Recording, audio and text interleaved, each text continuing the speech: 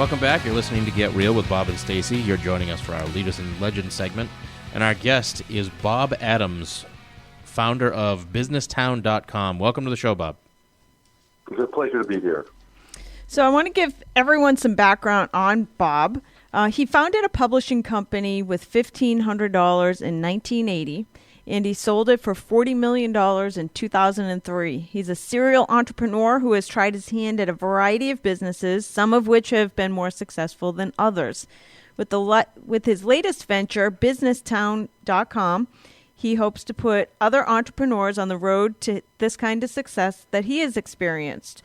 Bob calls the site the Netflix of small business. It has hundreds of free videos from subject matter experts and influencers, as well as from Bob himself on just about every conceivable aspect of running a business.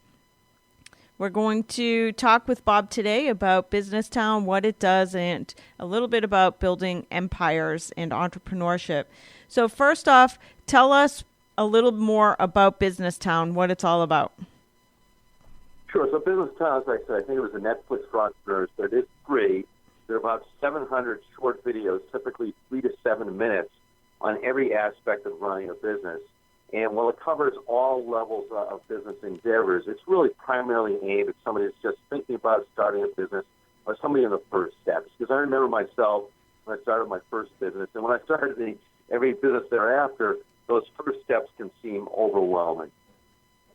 Yes. So first of all, I know you've started a bunch of businesses, the big one being your publishing platform, and then you've had some others that may not have worked out. Any advice for entrepreneurs starting a business or getting into a new line of work? At what point do you decide it's time to give up? That's a great question.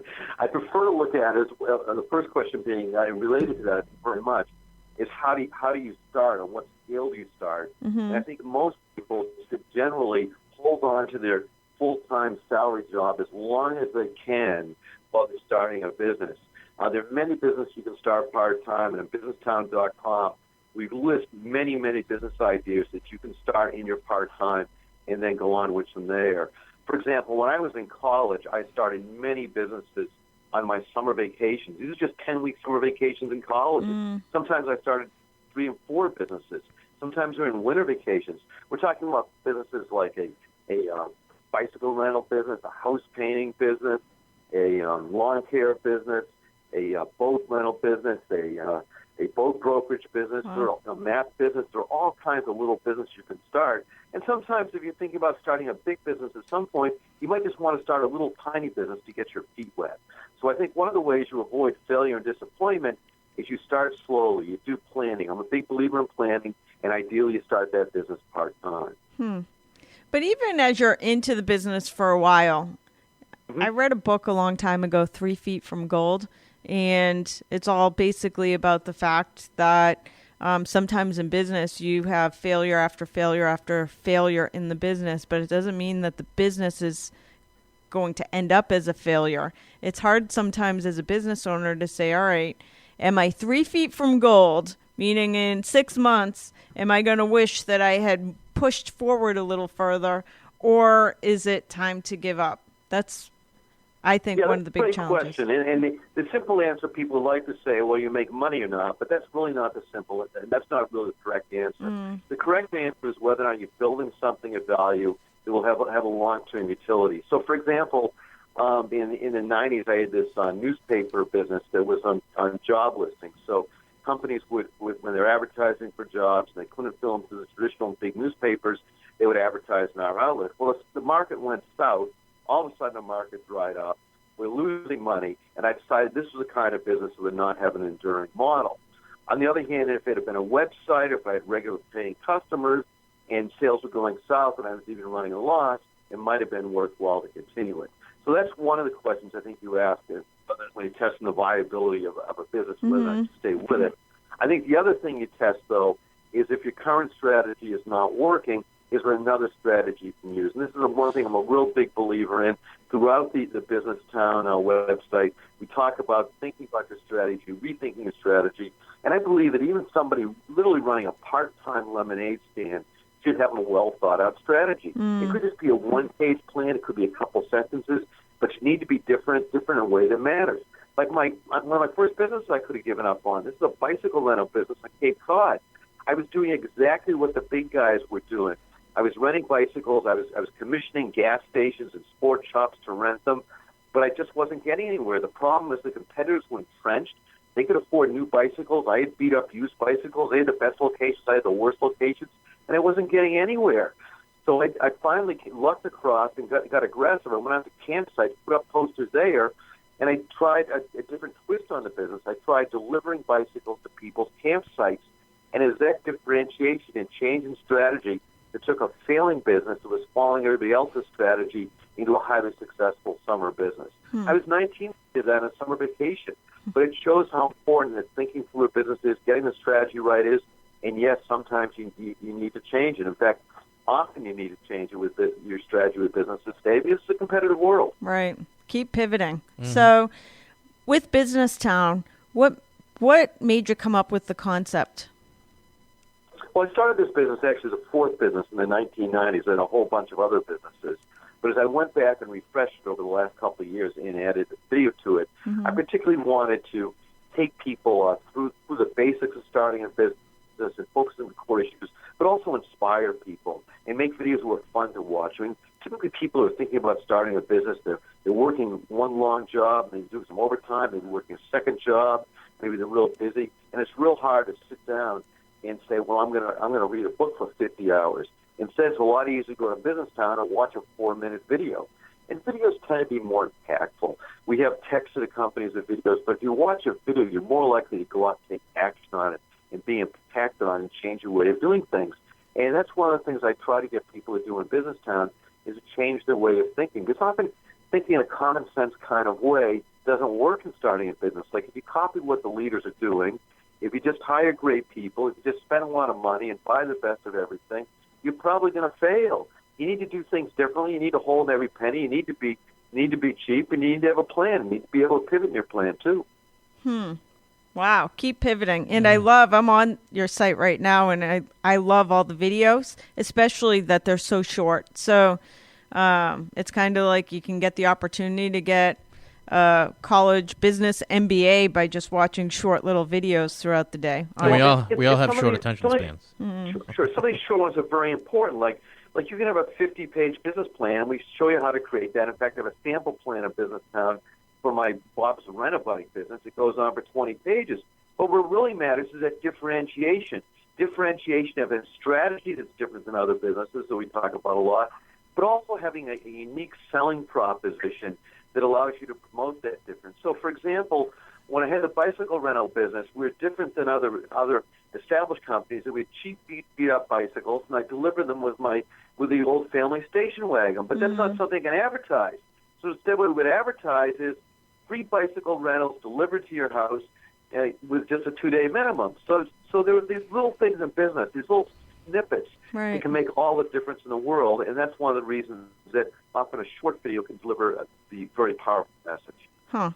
So in building your businesses, because I'm looking at all the different businesses you've built, employment agency, classified advertising, newspaper, phone directory, street map business, tourist map business, a used boat brokerage, boat building business, house painting business, bicycle rental service. My question for you is, as an entrepreneur, how do you stay motivated on the really difficult days, on the days that you want to give up? It's a great question. And one of the ways you do that is you go back to your plan and you go back to the basics of the plan.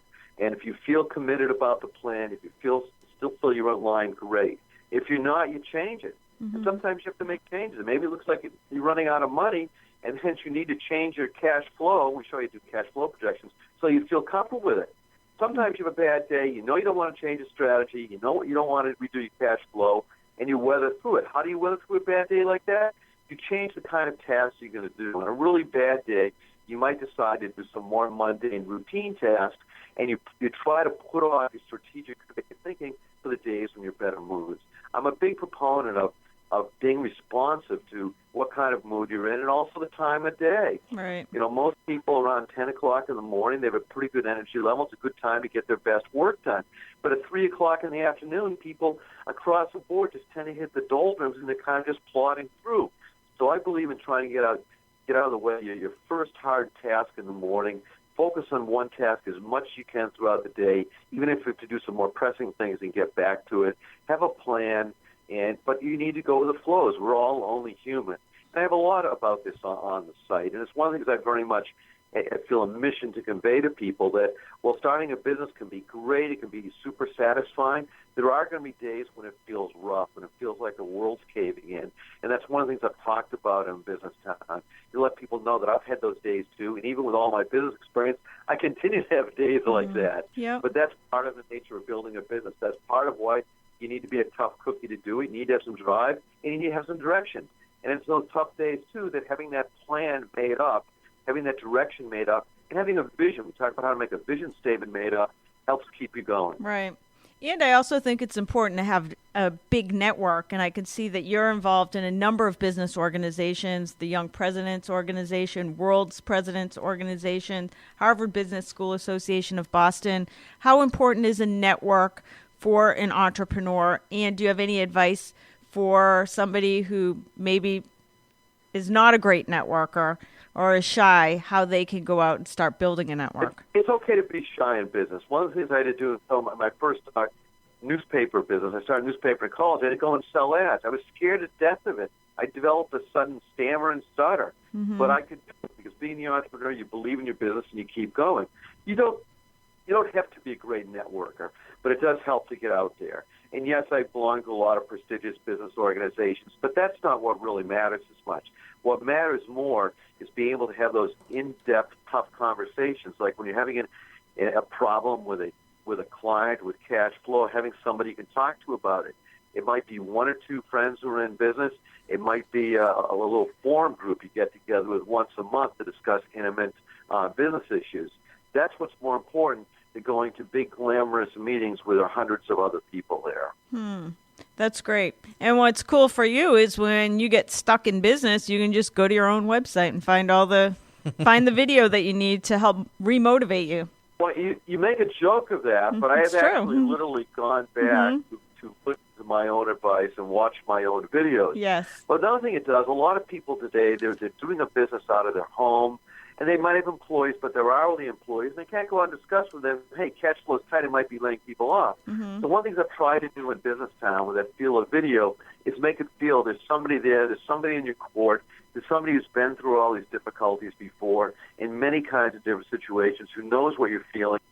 Well, we all go through these ups and downs. We all have these trials and tribulations.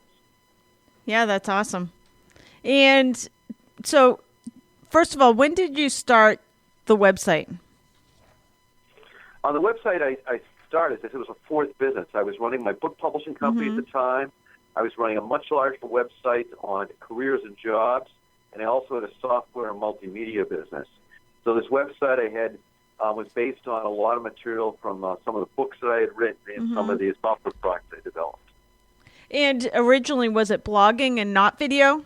Because I love all the video pieces. It was all text. It was text for many years. Yeah. And there's still plenty of text on the site. Any video that's on the site also has text with it. So there's just tons and tons of information. But one of the keys is we've divided up into categories like starting, strategy, marketing, leadership, and finance. So you can really quickly zero in on the particular issue you're working with. Okay. That's great. So I know you already talked about, we only have a few more minutes, but I know you already talked about the importance of having a vision and a strategy. If there were one other piece of advice you'd have for an entrepreneur, something critical that they need to have in order to create a successful business, what would it be?